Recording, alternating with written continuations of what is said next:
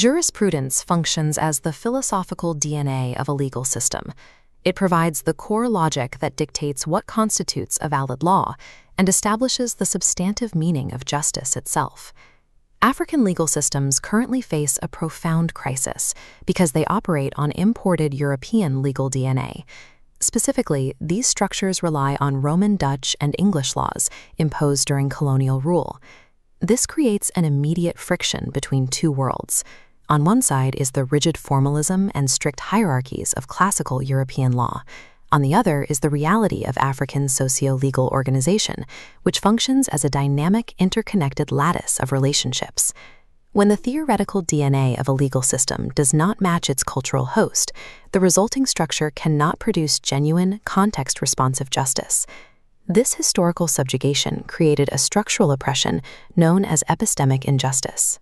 It occurs when legal theories from the global north are treated as the only universal standard. By holding Western theory as the default, the Academy engaged in intellectual colonization. European legal practices were elevated as true law, while sophisticated African normative systems were relegated to the status of mere local custom. The architects of this system were colonial administrators. They codified and imposed these European laws primarily to serve imperial administrative needs rather than the flourishing of the local society.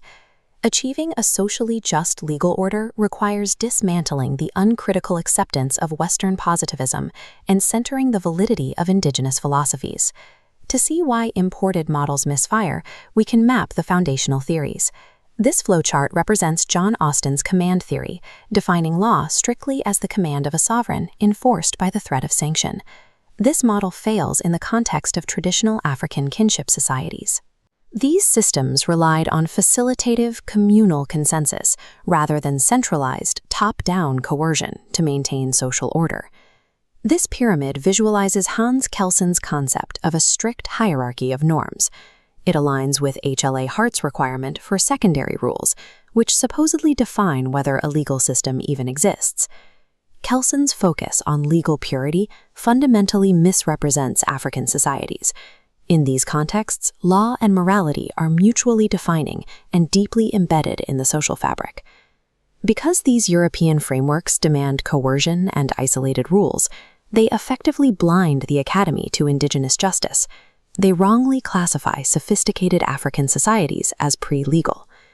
The historical consequences of legal positivism are most visible in South Africa, where abstract theory became a concrete tool for state violence. The apartheid regime deliberately employed legal positivism to immunize its discriminatory policies from judicial challenge. By interpreting law strictly as the command of the sovereign, the state successfully divorced legal validity from moral validity. Laws were deemed valid simply because the sovereign passed them, regardless of their content. The real-world fallout of a legal system stripped of moral oversight and community consensus is structural oppression. Without a moral anchor, the law becomes a pure instrument of state force. Western positivism served as a highly effective instrument of state oppression, proving that an imported theoretical framework can carry destructive material consequences. Building an authentically African legal system requires replacing European theories with the axioms of kinship. This starts with the work of philosopher John Mbidi. Mbidi explains that the individual is not an isolated, autonomous agent. In the African worldview, the person is a corporate entity existing only in relationship to the community. This network extends across time. The individual is anchored to the living dead, the ancestors behind them, and is responsible to the unborn generations ahead of them. This relational web alters legal standing. An individual's duties and rights are derived entirely from their place within this temporal and spatial corporate network. By replacing isolated individual autonomy with corporate kinship, African jurisprudence redefines who the law is designed to protect and how justice is calculated.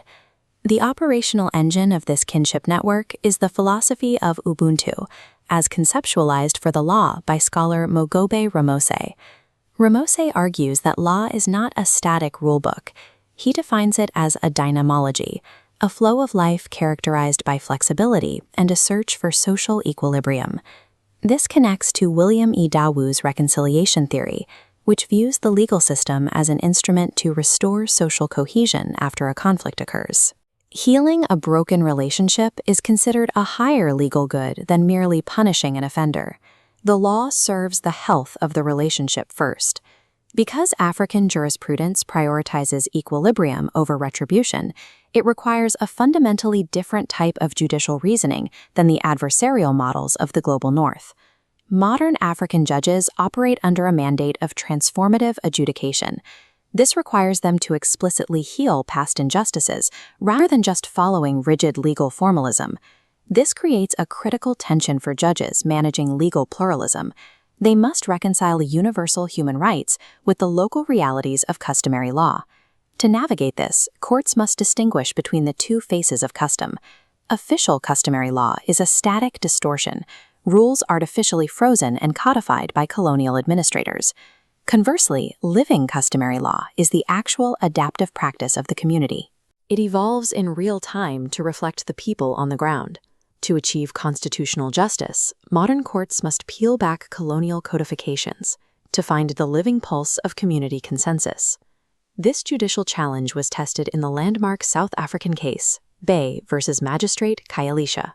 The conflict involved the official rule of male primogeniture. This excluded women from inheriting property, directly clashing with the modern constitutional guarantee of equality. The court recognized that the official rule found in colonial textbooks was a distortion.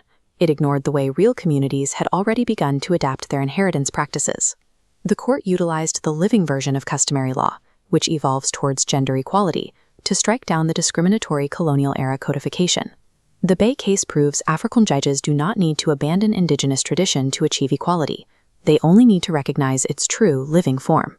This independent trajectory was finalized in the case of Shilubana versus Nwamitwa. The central issue was whether a woman could be appointed as a traditional leader against historical precedent and colonial records. The court held that customary law is an independent, original source of law that is inherently adaptive by nature. By allowing the community's own evolution toward inclusion to overwrite archaic limitations, the court made the community's evolution the law itself. This shift directly challenges the legacy of epistemic injustice. It removes the assumption that African legal progress must mirror Western models. Africa is not a weak reproducer of Northern theory.